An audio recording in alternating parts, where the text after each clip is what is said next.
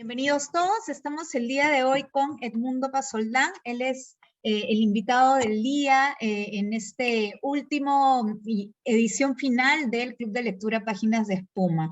Henry, bienvenido también. Edmundo, gracias por estar con nosotros. Para todos, Edmundo es escritor, él es un escritor boliviano, que además es profesor de literatura latinoamericana en la Universidad de Cornell. Creo que vives hace muchísimos años en Estados Unidos, ¿verdad? Sí, desde 1988. O sea, la mayor parte de tu vida. Sí, exacto. Y Edmundo ha publicado muchísimas novelas, no podría enumerarlas todas, pero creo que son alrededor de 10, 11 novelas y varios libros de cuentos. Si no me equivoco, tu última novela, acá la tengo apuntada porque no me la acordaba bien, es Allá afuera hay monstruos, ¿verdad? Bueno, esa salió el año pasado y acaba de salir con Almadía una novela que se llama La mirada y las plantas y que la voy a presentar ahora en la Feria del Libro de Lima a fines de julio. O sea que te vamos a tener en julio acá. Sí, ahí estaré. Genial. Pero lo que nos reúne el día de hoy es este libro de cuentos que se llama Las Visiones, que publicaste con Páginas de Espuma, y la editorial Páginas de Espuma, y que además se desprende de una novela tuya que publicaste en el 2014 que se llama Iris, ¿verdad? Ujú. Entonces, un poco para poner en contexto a todos, Iris es una novela que cuenta la historia de una isla que es invadida, ¿no? Que es invadida y está contada desde el punto de vista de los colonizadores que llegan a esta isla para explotar las minas de las personas de la isla, de los isleños, ¿verdad? Entonces, cuéntame cómo surge esta idea y cómo se desprende de esta novela escribir Las Visiones, porque además es un género distinto, ¿no? Estamos con cuentos. Bueno, la novela Iris, como tú bien lo has dicho, bueno, contaba esta historia de una colonización, la colonización de una isla desde el punto de vista de una corporación. Estaba dividida en 5 partes y de esas 5 partes, 3 o 4 partes era la mirada de los colonizadores. Ujú. Pues yo sentía que, o sea, yo tenía como varias historias que habían quedado sueltas, sobre todo la perspectiva de los colonizados. Entonces yo pensaba escribir otra novela que fuera una especie de contrapunto de esta historia de Iris. Y cuando creo que tenía como 50, 70 páginas, me di cuenta que la cosa no funcionaba como novela. Habían Ujú. historias muy sueltas. Entonces ahí fue que decidí más bien pasarlo a hacer una especie de precuela de la novela y hacer más bien una historia contada a través de cuentos en los que la mayoría, aunque no todos, o la mayoría sí adoptan el punto de vista, la perspectiva de los colonizados, de la Ajá. gente que vive en ese mundo de Iris bajo esta corporación que está rigiendo sus destinos. Y así fue que salió el libro. Ahora, son relatos que creo que tú te sientes muy cómodo en este género que roza lo fantástico o la ciencia ficción mezclado con lo realista, ¿no? Entonces, ¿qué te permite este género? ¿Por qué ver la realidad a través de este género? Bueno, originalmente no era mi intención hacer una cosa ni siquiera futurista. Yo quería escribir primero yo había comenzado a hacer yo quería hacer una especie de trilogía, lo que yo llamaba trilogía de la violencia en Estados Unidos. Ujú. Y escribí una novela sobre la violencia en los colegios que se llama Los vivos y los muertos.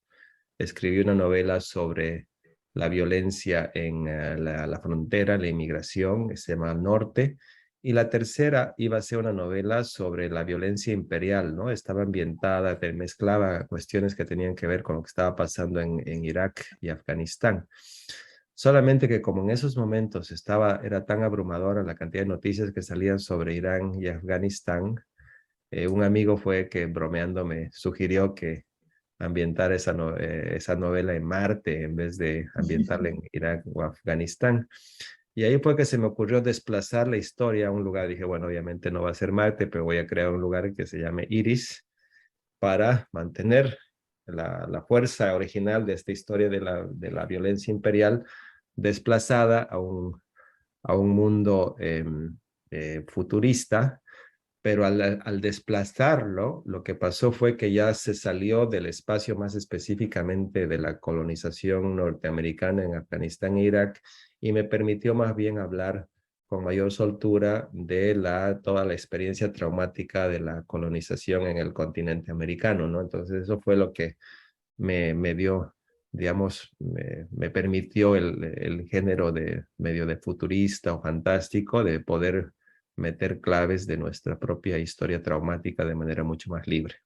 Ahora, yo pensando, ¿no? Porque me parece muy difícil darle verosimilitud a un relato, más aún si es un relato, ¿no? Que contiene estos elementos que incluso han sido creados por ti, ¿no? Hay un idioma específico de Iris, ¿no? Entonces, ¿cómo logras o cuál es el truco para darle verosimilitud a eso que tú estás creando? Bueno, habían ciertas como estrategias y que creo que son mucho más, digamos, aparecen de manera más clara en la novela, en el cuento, perdón, porque como los cuentos son cuentos que no son más largos de 10 o 15 páginas, entonces yo decía, el que lea estos cuentos no tiene necesariamente que haber leído la novela y tiene que entender lo que está ocurriendo. Ajá. Entonces había, por ejemplo, una cuestión, la recurrencia. Recurrencia significaba para mí que habían ciertas palabras que aparecían una y otra vez de manera tal que lo más importante de la historia, digamos, porque hay un lenguaje diferente, pero la idea era que en ese lenguaje diferente, lo más importante pudieras entenderlo dentro de estas 10 o 15 páginas. En una novela tenía mucho más margen para dejar cosas que no se entendieran durante 30 o 40 páginas y que luego en algún momento iba a haber algún tipo de explicación, pero en un cuento no podía tener esos lujos, digamos, ¿no? Entonces tenía mucho más claro que, por ejemplo, lo que aparecía en el lenguaje, habían ciertos momentos en que sí eran más que nada para construcción de una atmósfera y aparecían así neologismos Ujú. o anglicismos, Arcaísmos. arcaísmos también. Y en otros momentos, cuando sí era importante para la trama, sí simplemente aparecía en un español más tradicional, digamos, ¿no? Ese era uno de los recursos para mí fundamentales para la creación de estos cuentos. ¿Y de dónde sale este lenguaje extranjero, no? Porque me parece bien difícil crear un lenguaje, ¿no? Y que además tenga cierta credibilidad. Bueno, originalmente yo pensaba lo más fácil para mí, digamos, iba a ser el Spanglish, pero yo decía, si hago el Spanglish, pues no es un desafío. Si yo estoy construyendo, yo decía, si esta sociedad del futuro está como todo lo que ocurre en esta sociedad está intervenido, también el lenguaje tiene que estar intervenido.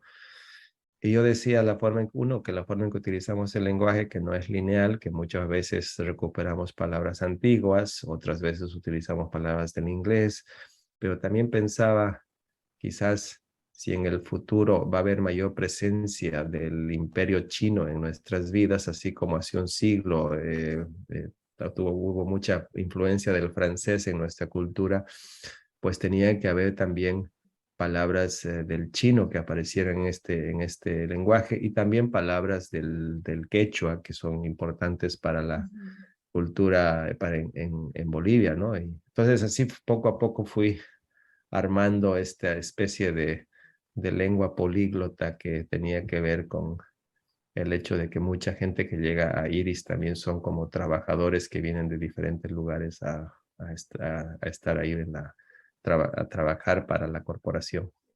Entonces, todo, y lo digo pensando, bueno, justo ha entrado Marielle, con ella tenemos un taller juntas, llevamos un taller juntas y siempre hablamos de cómo todo en un libro tiene un sentido, ¿no? Que ustedes, los escritores, no ponen las cosas por gusto y de hecho esto de intervenir el lenguaje tiene que ver con el sentido total tanto de la novela como de los cuentos, ¿verdad? Bueno, o sea, sobre todo, o sea, a veces puedes tener como decisiones, no sé, digamos, puede ser tener un poco No, de arbitrario o gratuito en el sentido de decir, ajá, me encantaría que aparezca esta imagen porque me gusta y punto. ujú, Pero a medida que vas revisando las diferentes ediciones o diferentes versiones, yo lo que me he dado cuenta es que esas cosas más gratuitas o arbitrarias terminan siendo eliminadas, sobre todo en los cuentos, y al final, si tú quieres que la historia sea lo más densa y compacta posible, en realidad todo lo que termine quedando es porque tiene alguna razón de ser, aunque quizás para un lector no sea importante, sí para un escritor cuando está armando la historia sí hay un justificativo, ¿no?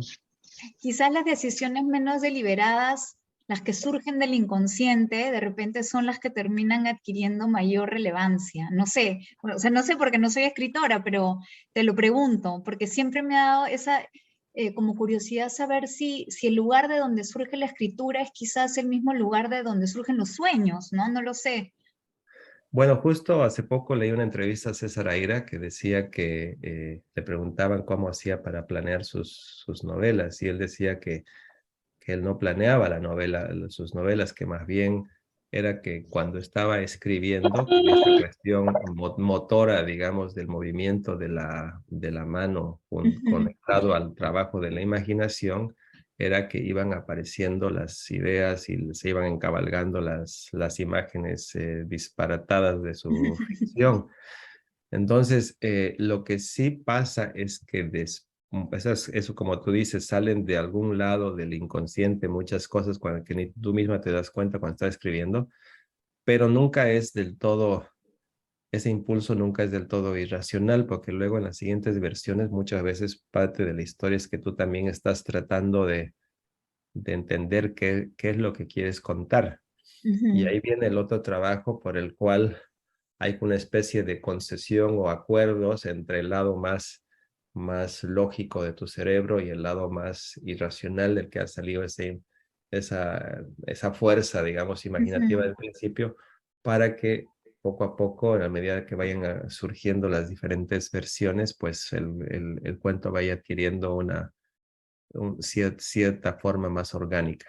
Ujú. Claro, es como el controlar la información que has volcado para darle una lógica a la historia, a las historias, ¿no? Quiero interrumpir un segundo para decirles a los que se están conectando que por favor, cualquier pregunta que le quieran hacer a Edmundo, bienvenida, le pueden preguntar de su libro Las Visiones o, por supuesto, de cualquier tema que sea sobre su proceso de escritura, sobre literatura y etcétera. Pueden levantar la mano, pueden abrir su micrófono, siéntanse libres. Bueno, cuéntanos, Edmundo, mientras se animan los demás a hablar, un poco cuál es, ya como escritor, no solo de las visiones, sino de todo tu trabajo, cuál es la chispa que activa tus historias, ¿no? ¿Qué elementos tienes tú antes de empezar a escribir algo, ¿no? Generalmente tiene que ver con alguna imagen o alguna noticia que tenga algo medio disparatado o incongruente y que justamente al tratar de entender esa imagen o Ujú, noticia vaya surgiendo la historia. Por decirte algo, justamente ahora el último libro de cuentos que he publicado con Páginas de Espuma en la Vía del Futuro y que supongo que presentaré también en la FIL en ojalá. Lima a fines de julio. La Vía del Futuro es el nombre de una iglesia, es un cuento, pero también el cuento tiene que ver con una iglesia dedicada a adorar a la inteligencia artificial. Y yo leí un reportaje, una entrevista con uno de estos ingenieros de los coches autónomos en Silicon Valley, que había sacado una patente para crear una iglesia de la inteligencia artificial porque decía que como nosotros creamos nuestros dioses imagen y semejanza, pues nosotros en este momento estábamos adorando a la inteligencia artificial y había que tener, la iglesia debía que haber una iglesia dedicada a la inteligencia artificial. Cuando leí esa noticia, me pareció totalmente disparatada, Claro. pero pocos días después y esta imagen de hecho quedó en el cuento. Yo salí de de mi facultad, eran como las 6, 7 de la tarde y estaba ya medio al atardecer.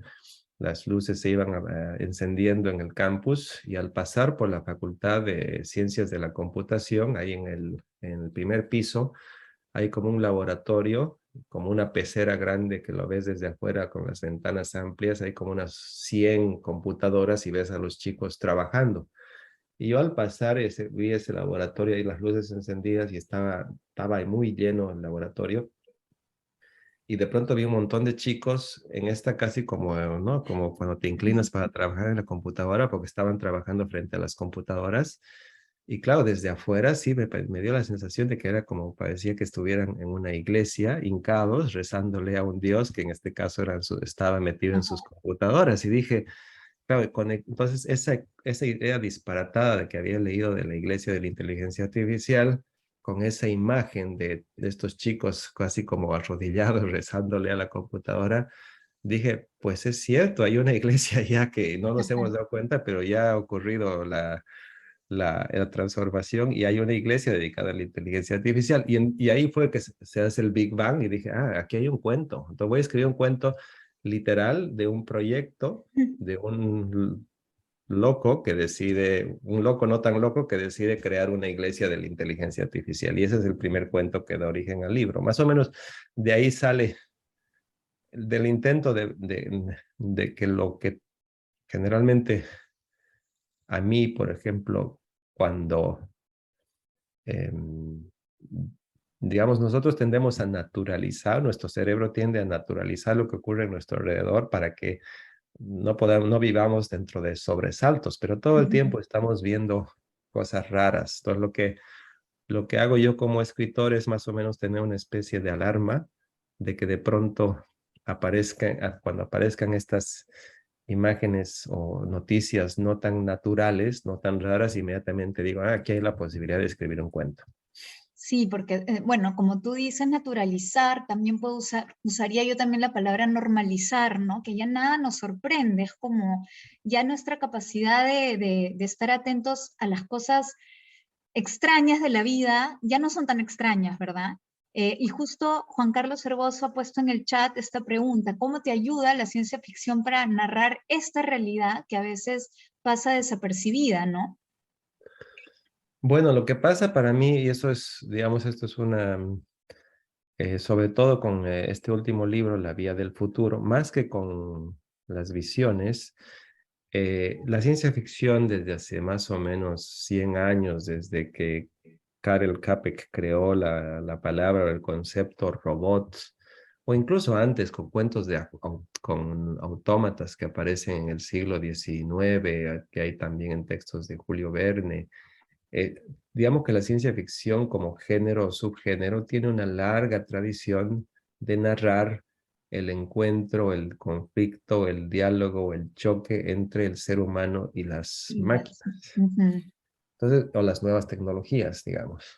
Entonces, hoy, en un mundo en el que vivimos, en el que estamos constantemente, sin necesariamente vivir un mundo de ciencia ficción, vivimos constantemente navegando en medio de adminículos, de todo tipo de artefactos tecnológicos, desde pequeñas cosas muy naturalizadas como el celular y las magias que puedes Ajá. hacer con el celular, hasta cosas mucho más sofisticadas como el GPS que les pongo a mis gatitos para que cuando se pierdan pueda salir a buscarlos. Ajá.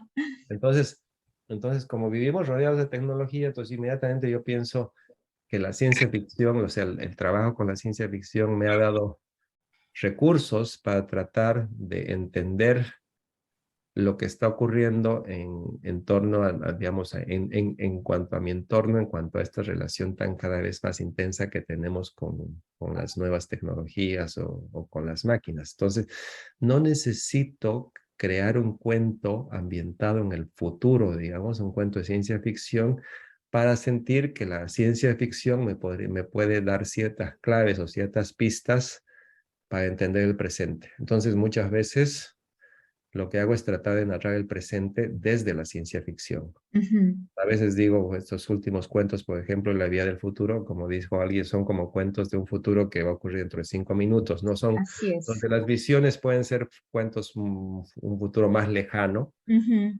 pero los de La Vía del Futuro son de cuentos más de un presente, Que no se ve tan pre- lejano, pre- ¿no? exactamente, porque tiene que ver con la forma en que básicamente se trata un poquito de exacerbar las tendencias que ya existen en cuanto a la presencia de la inteligencia artificial o las máquinas en nuestra vida cotidiana. Ahora, yo como lectora, ¿no? Me pregunto o trato de descifrar, ¿no? Algunas claves de tus historias, de las historias de los escritores. Veo que recurres mucho a símiles y a metáforas. Y mi pregunta es si es válido que un relato pueda admitir una variedad de interpretaciones posibles, ¿no? O si por el contrario, solo existe aquella en la que tú has querido decir lo que quisiste decir. No, no, no, más bien la idea es que, que ojalá pueda admitir más de una interpretación, porque si a veces el relato es, digamos, permite una sola lectura, yo creo que termina como agotándose muy rápidamente, ¿no? El Ujú. asunto es que el cuento, el relato se pueda defender solo después y más bien que tu interpretación sea una más y no necesariamente la interpretación guía, ¿no? Entonces yo me Ujú. acuerdo, por ejemplo, yo cuando todavía no sabía de estas cosas, yo escribí un cuento breve, un cuento como de 2 páginas, en la que hablaba de un chico que por imitar a su padre estaba afeitándose, y claro, como un niño de 11 años que no sabía afeitarse, comienza a hacerse 1000 cortes en la cara con la máquina afeitadora frente al espejo. Y cada vez que se hacía un corte decía, me estoy volviendo hombre, me estoy volviendo hombre, ¿no? Era como el refrán del cuento y el cuento se llamaba La Transformación. Ajá. Para mí, yo tenía 23 años, está ese cuento en mi primer libro de cuentos, que Páginas de Espuma lo ha publicado con el título Desencuentros. Para mí era un cuento simple sobre la inocencia de un niño que imita a su padre. Sí. Y que se quiere volver Y hombre. exactamente, pero una profesora, una crítica leyó un cuento, con toda la cuestión de la sangre, hizo una lectura como freudiana, muy compleja de la cuestión, ¿no? Ujú. Era una lectura psicoanalítica del cuento y la forma del reflejo en el espejo. Ajá. Y claro, cuando me dijo, ¿has pensado en todas estas Ah, cosas? Kafka, Yo eras le Kafka. dije, por supuesto que sí, le dije, por supuesto que sí. Obviamente, mi Claro. versión era más simple, pero yo sentía que esa lectura enriquecía el cuento. Entonces creo que en el fondo, no sé, si el cuento se puede enriquecer con otras lecturas, pues la del escritor no ¿No? necesariamente es la, la última palabra. Ujú. Genial, ¿no? Porque creo yo, ¿no? Que en eso radica la gran riqueza de los textos, ¿no? Que todos los lectores seamos únicos y que de alguna manera aportemos algo al sentido que el autor le quiso dar. No sé si alguien tiene una pregunta. Pati, has abierto tu micro, no sé si quieres preguntarle algo a Edmundo o los demás. Lo pueden eh, hablar o lo pueden escribir. Mariela, ¿tú? Hola, buenas noches. ¿Qué Ah, tal? Te María. felicito por este oficio de escribir, que es tan interesante, tan lindo. Yo también quisiera en algún momento. Y Muy quería bien. preguntarte, ¿cómo es la movida de los escritores allá en Bolivia? ¿No? ¿Cómo, si hay, digamos, sustento, si lo ves que se está abriendo, si se está iniciando? ¿Cómo lo ves? Bueno, muchísimas gracias. Creo que este es un muy buen momento para la narrativa boliviana. Hay muchos escritores que sus obras están circulando fuera de Bolivia. Digamos, esto era algo en lo que no solía ser normal en generaciones pasadas y esto como que se está como normalizando. Digo normalizando en el sentido de que, por ejemplo, nosotros no sé, lo hemos pasado leyendo escritores mexicanos, peruanos, y creo que eso es algo que enriquece aún al continente, el diálogo y el viaje de textos, ¿no? Por diversas razones, porque la caja de resonancia boliviana es muy, muy pequeña, pues esto no ha ocurrido durante mucho tiempo, y quizás ahora que hay muchas más conexiones, más trasiego también de escritores que van a ferias, los libros están circulando más, hay también mucho más diálogo entre las editoriales independientes en América Latina. Y así puedes encontrar ahora más fácilmente, por ejemplo, libros de Giovanna Rivero, que los publica la editorial Marciana en Argentina o Candaya en España. Maximiliano Barrientos, que lo publica Caja Negra en Argentina. Rodrigo Asbun, que está en Random. O sea, luego está Magela Baudoin. Son escritores que, digamos, publican tanto en editoriales independientes como en editoriales grandes, y eso hace que eh, digamos, permita que haya mucha más circulación también en cuanto por ejemplo, yo cuando hablo de escritores, con escritores peruanos, lo primero que hacen es recomendarme a otros escritores peruanos de las nuevas generaciones.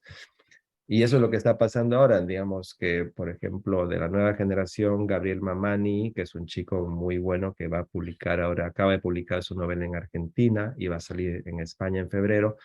Entonces, eso creo que es un buen momento sin ser triunfalistas ni exitistas, creo que este es un buen momento para la circulación de textos, novelas, libros bolivianos en el exterior. Bueno, Liliana Colanzi ha ganado el Premio Rivera del Duero con su libro de cuentos Ustedes brillan en lo oscuro, ¿verdad? Y lo digo porque además creo que Liliana tiene una editorial contigo y ustedes están publicando a Gabriela Wiener, entonces es como, ¿no? Hay un intercambio cultural bien bonito. Bueno, no iba a mencionar a Liliana porque para que no se hable de nepotismo aquí. Pero sí es cierto, digamos, Liliana comenzó hace unos 5 años la editorial Dum Dum, que justo ahora hace poco cumplió 5 años, y este año yo he comenzado a ayudarla, y una de las cosas que las últimas publicaciones justamente es una escritora peruana como Gabriela Wiener, y después de ella acabamos de publicar una escritora argentina, Marina Cross, Tres Truenos.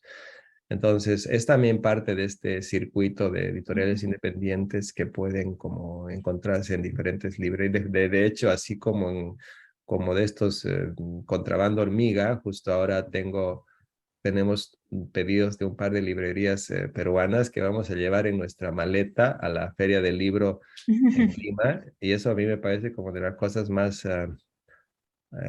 digamos, románticas en el buen sentido, ¿no? De que, porque no es una editorial no es una editorial pequeña, pero creo que es importante que nosotros también como ayudemos así de manera literal a este contrabando de libros, hacer que los libros circulen, y nos han pedido libros así, tanto los de Gabriela Wiener. Algunos quieren la edición boliviana porque es una edición Claro, es rara, porque distinta, claro. aparte de la de Random, es la Es única Guaco que se ha Retrato, Mariela. autorizado, sí, igual correcto, es la única editorial, la única edición que se ha autorizado que no es Penguin de Random. Random. Ajá. Entonces, ahí vamos a llevar unos cuantos ejemplares en la maleta. Maravilloso. Y cuéntanos el mundo, ya que estamos hablando de escritores peruanos, si hay algún autor peruano no sé, que sea tu gran referente o que haya influido en tu literatura. Bueno, muchísimos. Tengo mucho diálogo con la literatura peruana. De hecho, enseño un curso de literatura, se llama el curso de literatura andina, pero el 70%, el tronco principal es literatura peruana, ¿no? Yo comencé digamos, mis principios como escritor, la influencia que no solamente para mí, sino para nuestra generación en los principios de los años 90, fue sobre todo las grandes novelas de Mario Vargas Llosa, ¿no? De los años 60, de La ciudad y La los ciudad y los perros, perros. hasta La casa verde y Conversación en la catedral. Esos creo que fueron libros fundamentales para mi generación. Y yo después, claro, ya he comenzado, después ya he descubierto cosas menos conocidas, ¿no? Como a mí, por ejemplo, me encanta Cromwell Jara, Montacerdos, para mí es una gran novela. También me parece ¿cómo es? Martín Adán, me gusta mucho Martín Adán. La Me casa de gustaba cartón. mucho Mario, sí, La casa de cartón, me gustaba mucho Mario Belatín cuando era escritor peruano. Ahora que es mexicano ya no. Yo digo No, escritor mentira. mexicano peruano, yo lo he conocido como escritor peruano y después, bueno, me encantó muchísimo el libro de Katia Dawi, Geografía de la De la oscuridad. Oscuridad. O sea, de los más recientes, los libros que más me han gustado han sido los de Katia Dawi y obviamente, Guaco Retrato de Gabriela Viner, pero en general, digamos, me gusta mucho la poesía de Montalbetti, por ejemplo, también. Me gusta mucho la poesía y hace poco le he enseñado a Blanca Varela, que también para mí es un gran referente, o sea que no me agotaría en los La nombres lista sigue. porque para mí es como una de las literaturas de las que más estoy pendiente. Para quienes se conectaron un poco tarde, Edmundo es profesor de literatura latinoamericana en la Universidad de Cornell, creo que hace muchísimos años, no sé, pero bueno, tú dime, ¿hace cuántos años? ¿15? ¿20? 25, ya cumplo bodas de Imagínate. plata como profesor. Qué maravilla poder vivir de enseñar y de escribir. Bueno, de enseñar más que de escribir, porque sabes, los Sí. libros, a no ser que seas, no sé, Pérez Reverte, es muy difícil vivir de los libros, pero Ajá, en todo caso sí vivir en torno a los libros, que creo que es para mí lo claro. fundamental. ¿Alguien más tiene una pregunta para Edmundo? Mariela, si quieres seguir preguntando, Eugenia, Patti, Carlos.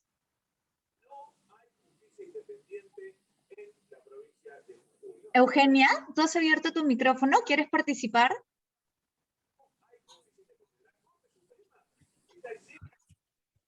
Creo que no nos escucha.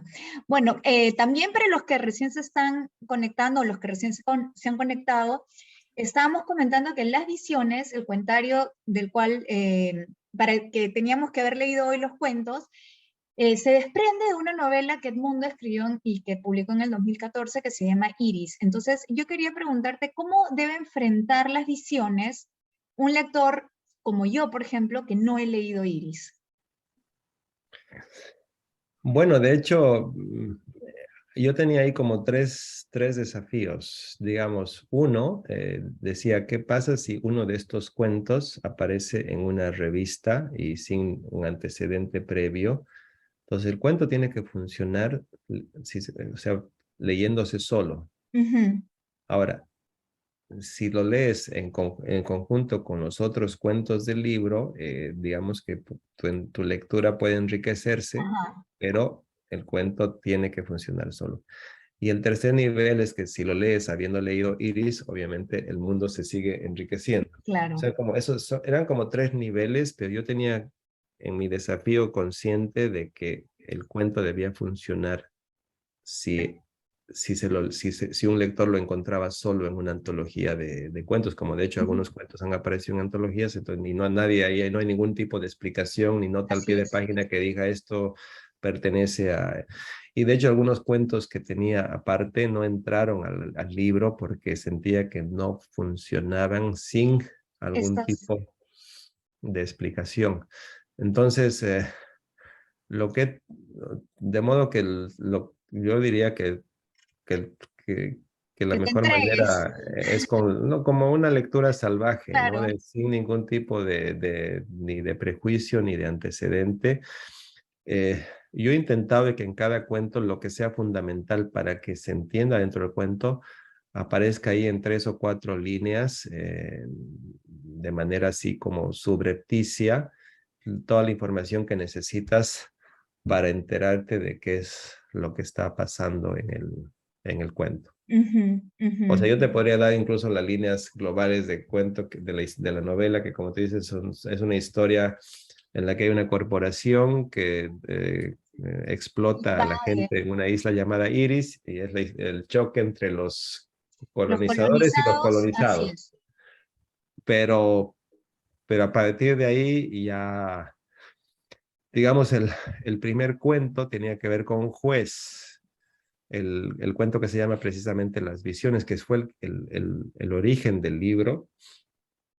Y si tú cuentas la historia, si yo cuento la historia, digamos, le saco los aditamentos del el contexto de Iris y todo eso, es la historia de alguien, un juez al que lo mandan a una provincia lejana a hacerse cargo, y un día comienza a tener visiones porque las veces en que ha fallado, digamos, ha sido un juez corrupto que ha cometido muchos, digamos, ha decidido muchos juicios a favor de la gente que está en el poder. Entonces yo pensaba mucho, por ejemplo, en la corrupción de la justicia en el continente. Claro. Entonces el cuento simplemente tiene que ver con la corrupción de la justicia y se puede entender más allá de que si está pasando en Iris o no. Por lo menos en mi inocente interpretación, creo que se puede entender sin necesidad de ninguna otra explicación mucho más macro sobre en qué parte del engranaje del libro de cuentos ingresa este cuento. Es un poco así. Cada cuento me interesaba ver cómo funcionaba la religión en Iris, cómo funcionaban las drogas en Iris, cómo funcionaba la ley en Iris, cómo funcionaba la política en Iris. Entonces, cada cuento para mí te puedo dar te puedo decir por qué ha entrado ese cuento, pero la idea original era que eso, que el cuento pudiera funcionar de manera autónoma, ¿no? En sí, por eso es que en ese cuento tenía que ver con la corrupción de la justicia, el primer cuento. Y cada cuento es como si fuesen como un pequeño universo en miniatura, ¿no? No sé, alguna vez leí justo conversando con Mariela, que estábamos en el taller, decíamos, claro, cada cuento o novela es como una pequeña metáfora del mundo, ¿no? De alguna característica del mundo. Y ahora que lo dices, efectivamente en cada cuento se habla un poco de cómo funcionan las cosas, claro, en Iris, pero en el mundo finalmente, ¿no? La corrupción, la injusticia, las drogas, la represión, en fin. Bueno, sí, y quizás hay algunos cuentos, por ejemplo, hay un cuento que se llama Dragón, em, porque yo en ese entonces había leído en ese momento lo que estaba pasando con las cárceles de Abu Ghraib en Irak, cuando se Ajá. descubrió el escándalo de estas cárceles secretas de donde el imperio norteamericano torturaba a los presos políticos en Irak. Y entonces ahí fue que se me ocurrió un cuento que era se llama creo Dragón, el cuento en el que al personaje que está en una cárcel le dan una droga que es la que le permite tener unas como visiones, alucinaciones, pero básicamente es como que su conciencia se está disolviendo por culpa de esa droga que se llama Dragón. Ese cuento, por ejemplo, me parece que es el cuento eh, más complicado dentro del libro, para mí, viéndolo con cierta perspectiva, porque al final, claro, como lo que está pasando con el personaje se está disolviendo su conciencia, tiene mucho que ver, como tú dices, con solamente contar a través de imágenes, y quizás ese sea el cuento en que quizás necesitas un poco más de ayuda para entender el contexto político del, del libro. Pero sí, como el título tenía que ver justamente, el título Las Visiones, tenía que ver con que la mayor parte de los cuentos Hay sustancias pues, psicotrópicas, funciona con drogas. diferentes, digamos que una de las características fundamentales de Iris es uso de todo tipo de sustancias desde las drogas que toman los soldados para ir con más, digamos, con más Agallas. ímpetu a la guerra, hasta los experimentos que hace el doctor Ann en los laboratorios con otras Ujú. sustancias, hasta las drogas lisérgicas que utiliza la religión de los siricinos para... Entonces yo sentía que todas ese tipo de drogas te conectaba con alucinaciones, pesadillas, visiones, Ujú. y claro, ese es el marco del libro, que es un libro que funciona sobre todo en base a este tipo de imágenes que a veces pueden ser más pesadillescas, siniestras, y otras quizás no tanto. U otras que afloran del inconsciente también, ¿no? No sé. Sí, Yo por cuando... ejemplo, en el primer cuento ese del juez tenía que ver con la culpa, ¿no? Imágenes que Ujú. se producen a partir de la sensación de culpa del juez por las veces que falló A favor o de los malos, ¿no? en contra de gente inocente. Claro. Y aquí, esto te lo pregunto como una curiosidad mía, ¿no? Justo como hablabas del dragón y hay un coronel que tiene un nombre, o sea, que es un poco impronunciable, ¿no? Porque es WG Man, ¿no? O sea, ¿cómo se pronuncia eso? Entonces, yo me ponía a pensar en este lenguaje que está creado en Iris. Me hacías acordar un poco a Lovecraft, pero yo no sé si tienes un poco de influencia o qué autores han influido en ti, ¿no? Más allá de los peruanos que ya los hablamos. Eh, para estos cuentos, no sé si hay, digamos que yo he pensado más así en como en libros que tienen una idea en torno, o sea, todo un libro de cuentos en torno a un concepto. Por ejemplo, los cuentos de Ray Bradbury en las Crónicas Marcianas, Marcianas. que también tiene que ver con la historia en este caso, la colonización de un planeta, ¿no? Ujú. Entonces, originalmente para mí Iris iba a ser un planeta, pero luego tuve problemas básicos de física. Decía, ¿cuántas horas va a tener este planeta? ¿Cómo respira la gente en este planeta? Y ¿Cómo dije, gira? claro, estas preguntas dije, mejor los bajo a tierra y lo convierto en una isla, digamos. Ujú. Pero en todo caso era la idea de un mundo autónomo. Y para mí el libro este de Bradbury de Crónicas Marcianas me ayudaba a pensar de cuentos, cómo podían funcionar, cuentos que podían leerse de manera autónoma, pero que a la vez te estaban hablando todos los cuentos de la forma en que los humanos colonizan Marte y se enfrentan con los marcianos y los desafíos que Ujú. encuentran en esta colonización. En este caso también hay una historia de colonización, pero más en la tierra, ¿no? Ujú. Bueno, cuéntanos, Edmundo, si es que los demás no tienen ninguna pregunta, los animo a que le hagan alguna consulta. Si no tienen esta suerte de tener a Edmundo Pasoldán todos los días a su disposición para que le hagan consultas acerca de sus ganas de escribir, quizás. Y justo esa era mi pregunta final, ¿no? ¿Qué le dirías a los chicos, a los jóvenes o a las viejas como yo, que tienen ganas de escribir, ¿no? Pero que encuentran muchos tropiezos o muchos baches en el mundo editorial, ¿no?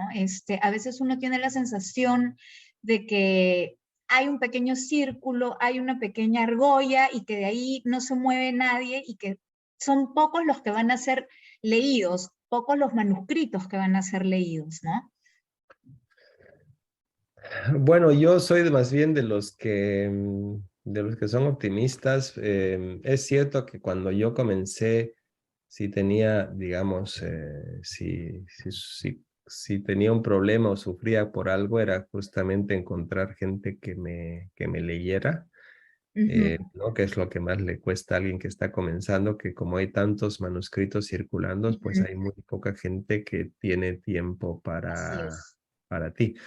Pero ahora que han proliferado los talleres, ¿no? Con escritores, qué sé yo, por ejemplo, he dado talleres el año pasado, y entonces ahí entras siempre en contacto contacto con gente con nuevos manuscritos o nuevas propuestas.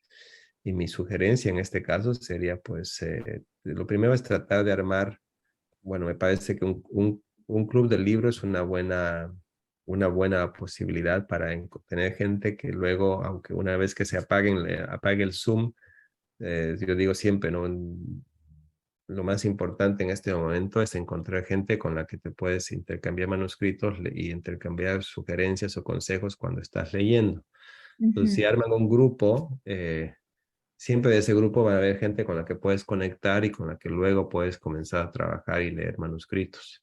Y si entras después a clubes del libro, ahí sí puedes encontrar, y en eso quiero creer que mis colegas son también buena onda, que siempre yo sé de escritores que están dispuestos a ayudar en cuanto a leer manuscritos y hacer circular, más que enviarlos directamente a una editorial, que Comentarte. siento que eso es mucho más lejano. Pero, por ejemplo, mi amiga escritora Giovanna Rivero, que ella da muchos talleres de escritura por Zoom, yo sé muy bien que cuando ella encuentra un texto o alguien que le gusta, inmediatamente lo recomienda a su agente o a su editorial. Creo que yo creo que comenzaría por ahí a través de los primero clubes del libro y también talleres de escritura creativa por Zoom, más que intentar tocar puertas de agentes o editoriales. Eso yo lo vería como un paso subsiguiente. Yo lo primero es crear una red de, no sé si de amistades o de afinidades para que comiences a compartir, leer textos, lecturas, compartir lecturas y de ahí ir saliendo para ver no, al final nuestros mundos son bastante chicos y al final siempre terminas encontrándote con escritores que te gustan o que respetas o que admiras en algún club de libro o en alguna feria y el asunto también es perder un poco el La miedo. vergüenza. Pues sí, aunque yo me acuerdo que la primera vez en una feria de libro en Buenos Aires me acerqué, en ese entonces no había email, me acerqué con un manuscrito a José Donoso y cada vez me da vergüenza porque era José Donoso, pero le di mi manuscrito y 2 meses después me mandó una postal desde Chile con su Uf, comentario sobre el manuscrito y ¿de básicamente me verdad? dijo que no le había gustado. No, pero, Pero o sea, al menos lo había claro, leído y se tomó el trabajo de por contestarme y eso me supuesto. alentó mucho. Yo tenía 19 años, era estudiante en Buenos Aires y ese no, digamos, fue para mí muy positivo de una manera bastante paradójica. Sí, sí, qué maravilla, ¿no? O sea, creo que es muy generoso y encontrar gente así te estimula lejos de nada, de sentir que debes de abandonar algo que te apasiona, ¿no? Así es que Mariela, escribe que hay que ser positivos, hay que ser positivos. Pero antes de escribir, lee, ¿no? O sea, creo que la materia prima más rica para escribir es la lectura. Mariela, tú has levantado la mano, cuéntanos. Sí, justo quería preguntarle a Edmundo, yo ahorita estoy como que o sea, estoy empezando a leer clásicos. Ujú. Hemos leído con Romina, digamos, Cumbres Borrascosas, que me ha encantado, ya lo Ujú. terminé. Y ahorita estoy también a la par leyendo Crimen y Castigo. Y cuando hablabas de esta culpa del juez, me resonó bastante, digamos, esta culpabilidad que se siente desde el principio en Crimen y Castigo, ¿no? De Dostoyevsky. Y quería preguntarte qué clásicos nos recomiendas, ¿no? ¿Cuál debe ser la base para, digamos, una formación lectora? Uy. Me gusta esa pregunta. Bueno, es bastante compleja porque podría ser infinita la respuesta. Entonces más pensaría en cosas que ahorita cruzan por mi cabeza de libros que han sido importantes para mí. Por ejemplo, un libro que para mí, uno de los pocos que me ha hecho de verdad llorar, es un libro de Joseph Roth que se llama La Marcha Radetzky. Es uno de mis libros favoritos, La Marcha Radetzky. Y podría pasarme horas hablando de ese libro, pero bueno, prefiero que lo descubras por tu cuenta. La Marcha Radetzky para mí es fundamental. Después, o sea, yo también tengo todavía huecos de autores clásicos. Yo, por ejemplo, había leído de Virginia Woolf, solamente había leído La señora Dalloway cuando tenía 19, 20 años y confieso que no No te encantó. no me mató, porque me imagino que en ese entonces o mis lecturas o mi sensibilidad era otra, pero hace poco leí Alfaro y me pareció un libro que era como poesía pura, y eso es tan difícil de mantener en más de 200 páginas, la calidad poética de la escritura, y así que para mí Virginia Woolf es otra escritora fundamental. Y pensando justamente en los libros el libro con el que comenzó Dum Dum, no sé si hay una escritora argentina que se llama Sara Gallardo, en esta novela que se llama Eisejoas, que Sí. la publicó El Cuenco de Plata en Argentina. Ahora ya hay varias ediciones. En su momento un libro un poco difícil de conseguir, pero ahora hay varias ediciones de Eisejoas. Es la historia de un indio mataco del norte de Argentina que tiene un día una iluminación, y es la historia de cómo él trata de seguir esa iluminación contra viento y marea. Bueno, ahí te doy 3, pero bueno, podría seguir. Genial, gracias Edmundo. Chicos todos, Edmundo viene en julio a la FIL, o sea, en nada, en un mes, y él va a estar presentando uno de sus libros de cuentos que ha publicado con Páginas de Espuma, que se llama Las Vías del Futuro. Así es que si ya leyeron Las Visiones, pues tocará ir a verlo presentar Las Vías del Futuro, escucharlo en vivo y agradecerle por habernos dado este tiempo. Y bueno, nada, eso, que te queremos ver, que te esperamos en Lima y que gracias por el tiempo. Si hay alguien más que quiere hacer una pregunta, es el momento, y si no, le agradecemos a Edmundo su tiempo y su participación. No, Romina, más bien muchísimas gracias a ti por esta posibilidad de tener un diálogo con los lectores peruanos. Mi familia viene de Arequipa, tengo mucha Ah, conexión sí, con el Perú. Claro, a veces por mi apellido me dicen, tú eres peruano, me dicen. sí, tú sabes que Soy, mi papá me dijo, pero debe ser peruano, ¿no? soy casi peruano, así que me hace mucho, desde antes de la pandemia, que no voy a Lima, así que estoy como muy feliz de poder volver allá y reencontrarme con los lectores en Lima. Muchísimas ¿Y por qué gracias. se fueron a Bolivia? Perdón, pero y es que me has hecho acordar a Bueno, Vargas Llosa. eran 4 hermanos, Pasoldán, que llegaron a fines del siglo XVIII de España a Arequipa, estaban asentados en Arequipa, y cuando se creó la República de Bolivia en 1825, uno de ellos fue encargado le encargaron la creación de la Universidad de San Simón Bolívar, de San Simón en Cochabamba, y así fue que comenzó la rama de los Pasoldán en Bolivia. O sea, Bolivia, viene de hace tiempo, pero hay una conexión muy fuerte con o sea, Perú. tengo una familia, la familia más grande en el continente es peruana. Ay, mira, bueno, somos países hermanos finalmente, somos lo mismo, casi. Te agradezco, Edmundo, y gracias a todos por participar. Yo esta sesión la he grabado, así es que la vamos a colgar en el blog para que los que no pudieron conectarse puedan disfrutar de ella. Gracias, Edmundo, y Gracias gracias a a ti, todos. Romina, gracias a todos ustedes y mucha suerte con las lecturas y con el Club del Libro. Gracias, Gracias, más éxitos. chao. Adiós.